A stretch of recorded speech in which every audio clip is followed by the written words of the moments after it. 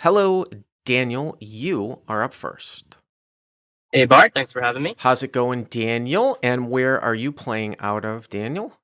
This is from your poker room, Encore Boston Harbor. I usually play from LA, but I happen to be in town for just a week. Oh, interesting. So you're from LA, where I lived for 17 years, and you came to Encore Boston Harbor. And I do remember you sent me an email because you were actually there the day I was there this past week, right? On Tuesday? Yeah, Tuesday morning I played in the first 2-5 game that opened up at 11, and then I did see you, I think, stroll in maybe afternoon at some point. But that was the second game, and I actually asked for a table change, but they said that I'm not allowed to change until your game has been open for an hour. So I didn't get to table switch, and then my game was like pretty filled with a bunch of guys waiting for 5-10, so I just decided to hop back down to 1-3. Yeah, that sometimes happens actually at the 2-5 game. I had a weird session because I got there around 10:30 in the morning, and then my wife called me literally as I was walking in, and I had taken her keys. So I actually had to go back home and come back. And I didn't get there back until noon, and then I got put in the second game, which was like a lot of 5-10 guys. But then when the 5-10 guys, when they opened the game got pretty decent, and then we converged all to one game. So where do you usually play out of in LA? I usually play the 5-5 600 cap.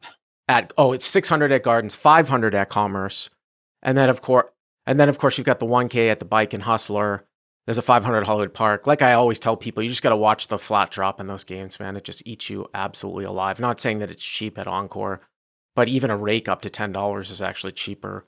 So this hand's actually from 1-3, if I remember correctly. Is that right? That's correct. Yeah. It's a 1-3 500 effective. All right. So I've played this game a little bit, like while I'm waiting. Usually I'll play PLO because I've been incorporating, but sometimes I'll play this game. I actually played it. I went over a hand that I played on the latest video. And, it's mostly pre-flop, it's mostly value, and there isn't going to be like a ton of bluffing. Really, this is highlighted of like the longer the session you play, probably the more you'll win if you can get deeper with other people that aren't really accustomed to sort of playing deep stack. So, all right, how deep are you for this hand? This is about 500 effective, and we have a lady that is going to limp early mid position, Okay. but she was limping a good amount of hands, maybe 50% plus. And then we have a button recreational who raises to 15, and he was also playing a good amount of hands as well. Okay. And we look down at ace of clubs, four clubs in the big blind. Okay. And I thought about three betting pre-flop, but I figured this game has been playing more like a hit your hand and go for a lot of value rather than trying to squeeze with marginal hands. So I flat the big blind. And then what EP comes along, I assume? The lady comes along.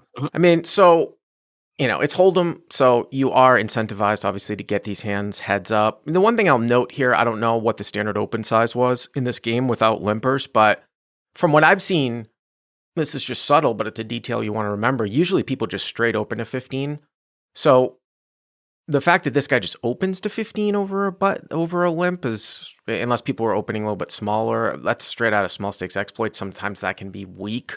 So I actually might lean towards a 3-bet here because of that reason. Definitely if it went limp and he went to 15, I would think that would be total BS. But, and then of course you would have driven the guy out behind you, but you make the call, EP calls, and we're off to the flop with about 45 in there. Yep, the flop comes the jack of clubs, seven of clubs, four of hearts. So you flop the nut flush draw and a pair. Yeah, so ace four of clubs on jack of clubs, seven of clubs, four of hearts. Okay. It's looking pretty good, but we check. The lady checks and the pre-flop raiser, he continues for 20. So here's the thing about this hand here, because obviously you could play it a few different ways. So you've got the nut flush draw. You never have to worry about somebody obviously having a higher flush draw, as opposed to like if you had like 4 or 5 of clubs. This is my case for calling here more than actually turning this hand into a semi-bluff, although raising can sometimes be fine too as well. So you don't have to worry about that. Also, if the guy's making a C-bet with some sort of ace high, you have that covered if he doesn't have a pair and you'll make aces up. So I would be much more likely, specifically with pair plus flush draw, to actually do this with something like 4 or 5 of clubs. Obviously like a 5-6 of clubs with no pair, definitely leaning towards a raise, 8-9 of clubs, something like that. So in terms of the draw here, maybe this is the one that I call a lot. And again, it's just because like if he's got like ace queen, I mean, man, you've got that guy absolutely killed.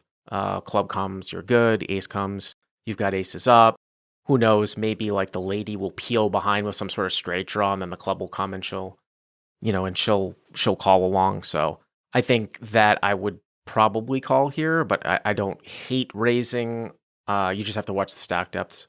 Gotcha. Yeah, I was on a similar line of thinking, and the players were they would just get infinite amounts of money in in any kind of flush over flush situation. So I figured drawing hands are much more profitable once the draws are actually hit. But I do call, and then the lady also flats behind me. So you make the call, and somebody in the chat actually pointed out that you might want the person out behind you if you can get her to fold like a 7 or a jack, because obviously you need that hand to fold. And now we're at like 105. Is this lady kind of short over there too? The EP person? No, she had a full stack, but she was definitely on the tighter side. So when she is putting money in post flop, we can be sure that she has at minimum a jack or 5-6 or some kind of club draw. So she's not floating with like just a 7 or a 4 here. Well, I mean, you'd be shocked though, to see some of the stuff turned over. All right, the pot's 105. Okay, jack 7 4 2 clubs. What's the turn? Okay, the turn is the ace of diamonds. Oh, so you make aces up now.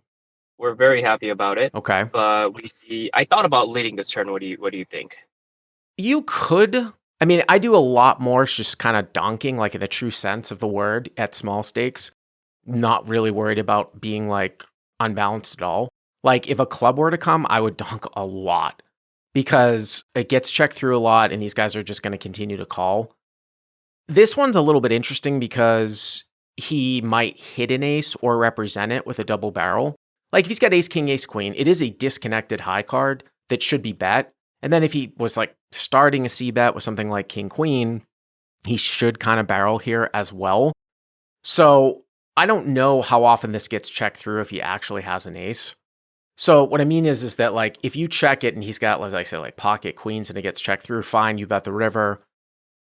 If you lead turn, maybe he's going to call once anyways, and I don't know if he's going to call the river. So I would be doing actually a lot more leading on, I think, a flushing card, or quite possibly even a 4 as opposed to an ace here. Yeah, that makes sense. We check and flow, and the lady also checks, and the preflop raiser, he continues again for 40. Yeah, this is actually going to be kind of interesting here. So button bet's 40. Now, here's the thing about this level of play. So obviously you've got two options here, right? You can call or you can check raise. The thing about just calling is that the lower stakes that you play, what you're going to find is that if you just call and check, if you just call and you get a blank river, I do not like a check on the river. That's the line that will make the least amount of money. So you've got the option to make it a small check raise here or call. And then again, you've got nut clubs. You might bring the other person behind, but you're going to have to donk the river. Like if you call and she folds, like I actually want to see a blank. Like I want to see like a red deuce. And then I'm just going to, what I call upfront bet, like just bet pot at the end. And you're going to get called like by, I think, a lot of showdown value, thinking that you busted out here like on clubs. Now, you could also just like make it like 110 or something and get more money in the pot here as well. And the reason why you can't call and then check river on blanks is because a lot of hands that warrant value bets are going to check behind at this level. And then even some hands that might warrant 3 barrels just aren't going to do it at this level. Okay, yeah, that makes sense. I did think about check raising, but we call to maybe have that lady come along as well. And she also calls. So hero calls. And what is your plan for the river? EP calls. I was thinking about leading clubs and maybe checking a brick, maybe so he would bet an ace, or maybe the lady decides to stab or something like that. But I do agree with your point that a lot of showdown hands are getting checked. Well, you definitely have to lead a club, but now the other issue though too is that now that it's multi-way, let's say you get a red deuce, it's just even more likely that ace X is not going to bet at the end as one pair. So it looks like the pot's $225 here, right? Jack of clubs, 7 of clubs, 4 of hearts, ace of diamonds. Hero's taking a passive route throughout this hand with ace, 4 of clubs. Has aces up and the nut flush draw, okay? And you called it. The river is an opposite deuce. Oh, wow. I didn't. Okay. Like the deuce of diamonds or something? I don't remember, but it Okay. was a non-flushing. Okay. Well, I mean, I've already told you what I would do. Yeah, in retrospect, I think I would lead probably something.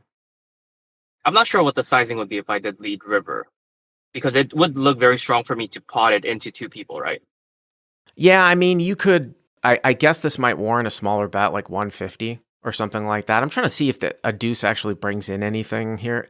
So a deuce actually, I mean, it's possible, right? A deuce actually brings in 5-3, which was a bottom end gut shot on the flop. And believe me, you see people peel with that turned a double gutter. So that's actually a hand that's possible, right? It turns a wheel draw on the turn and had a gut shot to a 6. So yeah, this might warrant a smaller bet size of like 150 or something like that. And if we do lead this river, we are folding to any size of raise. Well, that would be really interesting because you have 5-3 here. I don't know if this is like one of these spots where I don't even know if I'm going to worry about it that much. You actually have ace-4 blocking pocket aces. And because you're the one that can have 5-3 here, I just don't think you're going to get raised really like almost ever here. But if it happens, we can figure it out because, I mean, you've put a lot of money in here, but bluff racing at this level is almost, the frequency is almost nil. What did you do?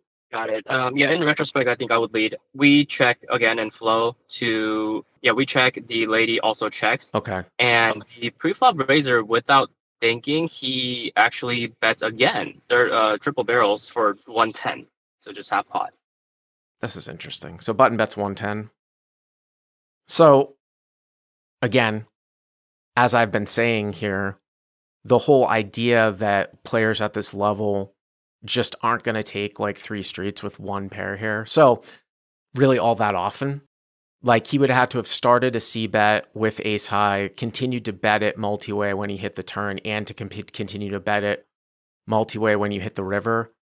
You know, in a very sort of like godlike session in another world where I'm feeling extra thin, like you could maybe like make it like 220 here or something like that. But I just don't know how often I'm seeing a guy go ace king, ace queen. Like I almost feel like it's really close, but I almost feel like it's a spot where he might either be bluffing or he actually has something better. Maybe not that often, but I'm just saying it's pretty close. You know what I mean? But again, I didn't want to get into this situation because I didn't think that if I'm going to be consistent and say that I don't think the single paired aces are betting here, then when he does bet, if you believe what I'm saying, then it would probably just be a call. Yeah, that was exactly the problem because, like you said, because they're not betting thin, the size of the bet itself was not that big, but the bet itself felt pretty polarized. I mean, it's not a huge bet, but I mean, I think I would just call now. Is that what you did? Okay, yeah, we throw in the call, Uh-huh.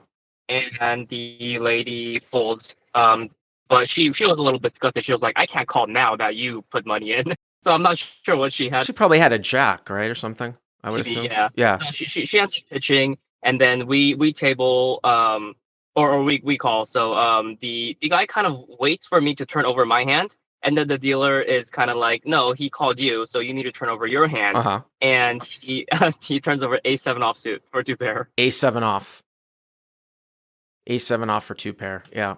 That makes sense. Again, it's close. He's never folding, right? If you go to 220. Not that we're ever turning hand into a bluff, but again, it's just like one of these things where the stakes matter with the line taken. And the smaller stakes that you play, and a lot of people watch this, the less thin value betting goes on. So if there's less thin value betting than goes on, then like some of like the weakest 2 pair becomes just a call. Because if the opponent's betting again, they're either betting something that's better for value or they're just bluffing. Plus, you could have just possibly like maybe gotten like, I don't know what she would have had behind you because you have clubs, but you know, maybe she peels with like ace 10 with the 10 of clubs or some sort of crap, you know what I'm saying, behind you and overcalls, you know? So, Lastly, do you think there's ever a size we fold on the river because these guys are just not bluffing triple barrel? well, I mean, the larger the size, the more polarized he gets, right? I mean, you don't block pocket jacks. I just find it hard to fold unless it was like some sort of crazy, crazy nit that I knew like just never really put a lot of money in unless they had something very, very big, you know? Anyways, thanks for the call. I appreciate it.